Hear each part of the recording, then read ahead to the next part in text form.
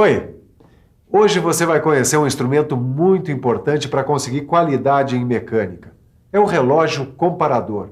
Com ele, eu consigo saber se as peças que eu vou entregar para o Ataliba estão com as medidas de acordo com o que a fábrica dele precisa.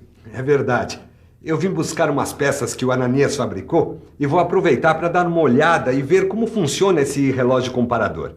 Você sabe, não é? Sempre que eu posso, eu gosto de aprender um pouco mais para progredir no meu trabalho. Nesta teleaula, você vai aprender a mexer com o relógio comparador para fazer as suas medições. E você ainda vai conhecer as diversas utilizações deste instrumento tão importante no dia a dia da mecânica. Se você está querendo acertar os ponteiros com as medições mais precisas, fique ligado, porque a nossa teleaula está começando.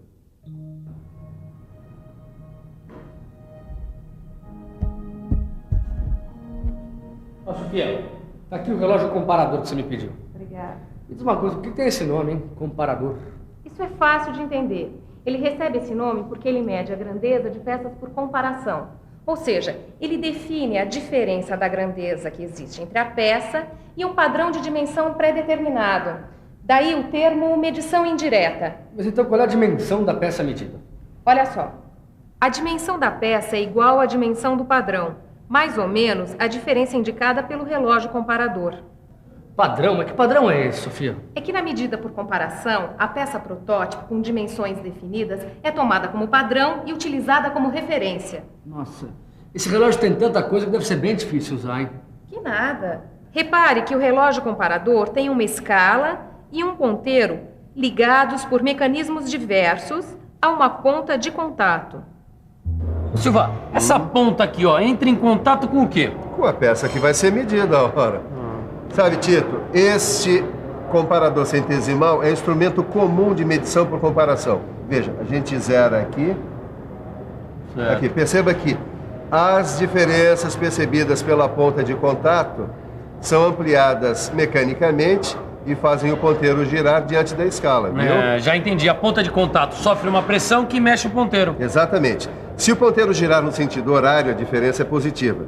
Isso significa que a peça tem uma dimensão maior do que a estabelecida. Agora, se o ponteiro girar em sentido anti-horário, então a diferença é negativa. Aí quer dizer que a peça tem uma dimensão menor do que a que deveria ter. Ah, Silva. Bom, dá uma olhada nesse aqui, ó. Eu acho que ele tá meio diferente, ó.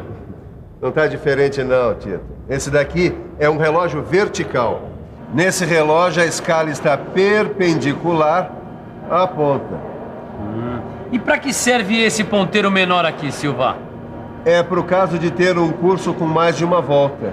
Ele é chamado de contador de voltas do ponteiro principal. Ah, então é assim que você checa para ver se a peça está dentro da sua tolerância, né? Tá vendo como é prático? Olha, esse relógio aqui tem esses limitadores de tolerância que eu ajustei com os valores mínimo e máximo permitidos para essa peça. Muito prático. Quer dizer, então, se o ponteiro ultrapassar um dos limitadores, aí você já sabe que a peça está fora da sua tolerância permitida. E assim eu posso checar diversas peças muito mais rapidamente.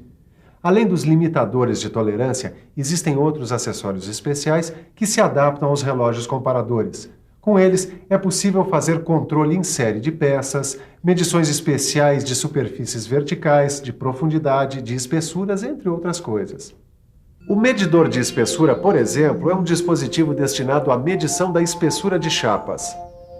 Esse aqui é o medidor de profundidade. Bom, o nome já diz tudo. E este é o medidor interno com relógio comparador ou súbito.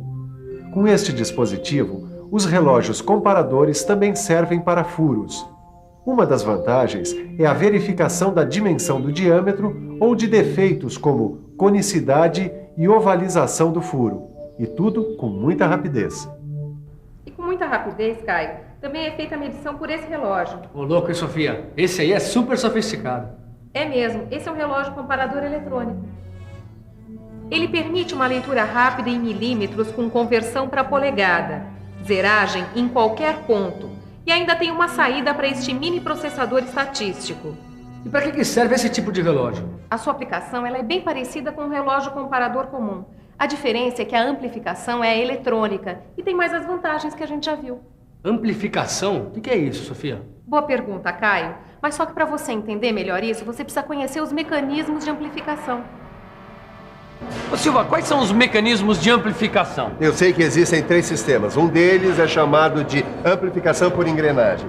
E na amplificação por engrenagem, as diferenças percebidas pela ponta de contato são ampliadas mecanicamente.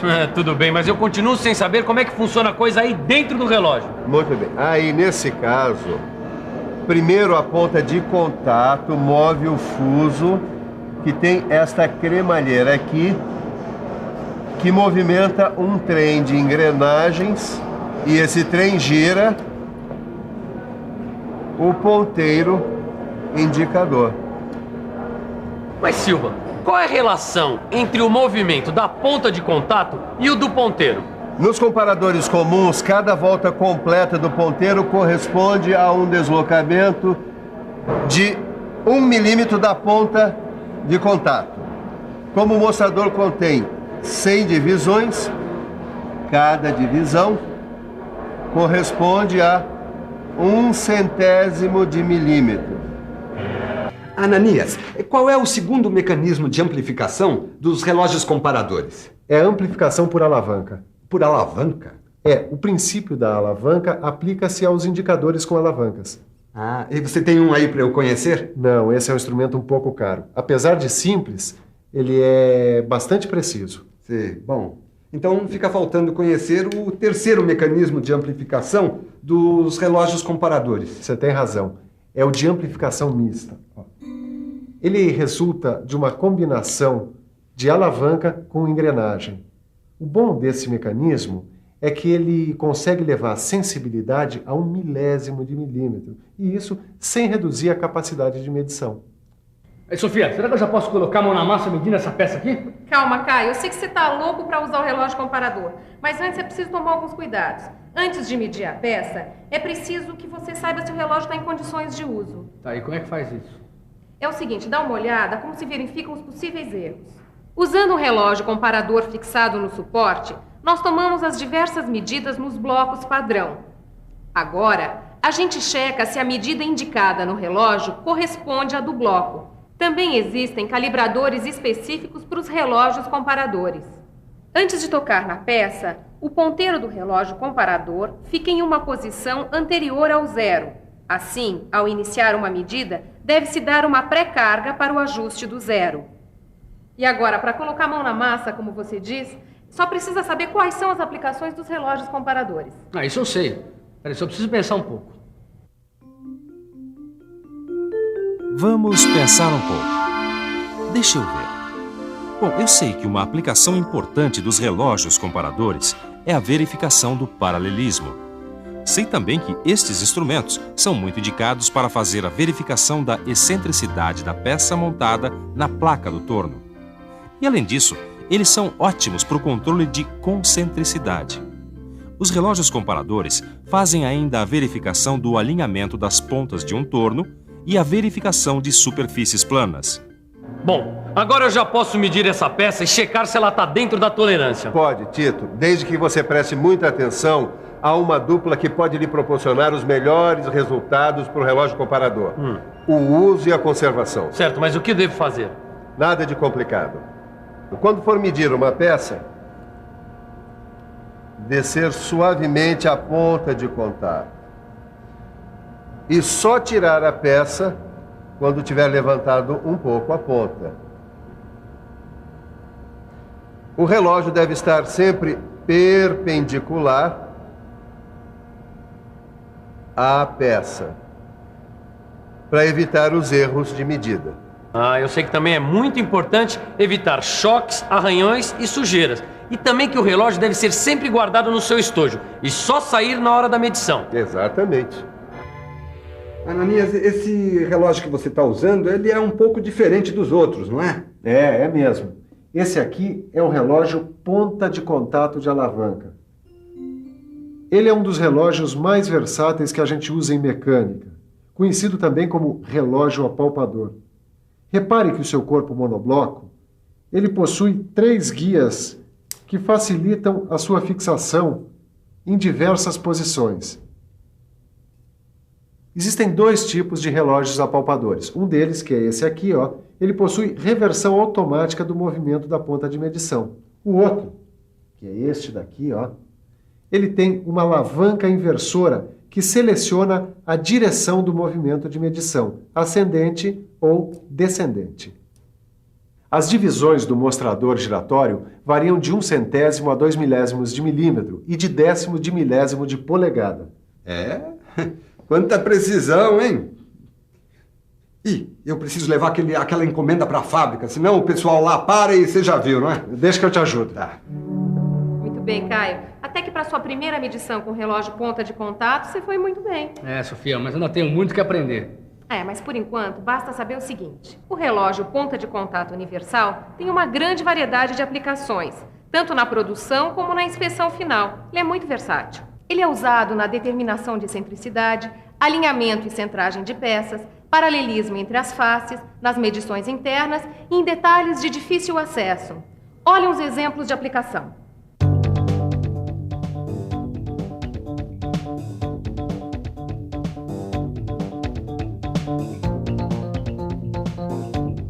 Bom, acho que por hoje chega, né? Vamos guardar o material e ficamos por aqui. Tá legal. Eu posso ajudar? Claro, e é bom mesmo, porque assim você já vai aprendendo os principais cuidados no uso e na conservação dos instrumentos. Tá, olha, algumas coisas eu até já sei. Por exemplo, evitar choques, arranhões, sujeira. Isso mesmo. Sei também que na hora de usar um instrumento é importante montá-lo rigidamente no seu suporte e descer suavemente a ponta de contato sobre a peça. Se for usar uma mesa magnética, verificar se o relógio é antimagnético. E na hora de guardar o instrumento, é preciso colocá-lo no seu estojo específico, certo?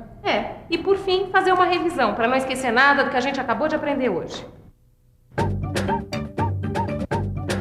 E atenção, se liga aí que é hora da revisão. Na teleaula de hoje, você conheceu os diversos tipos de relógio comparador. Conheceu suas diferentes aplicações. E ainda viu como funcionam os seus mecanismos de amplificação da medição. Agora é com você. Pratique os exercícios que estão no seu livro de estudos. Assim você nunca fica atrasado na matéria. Tchau. Tchau.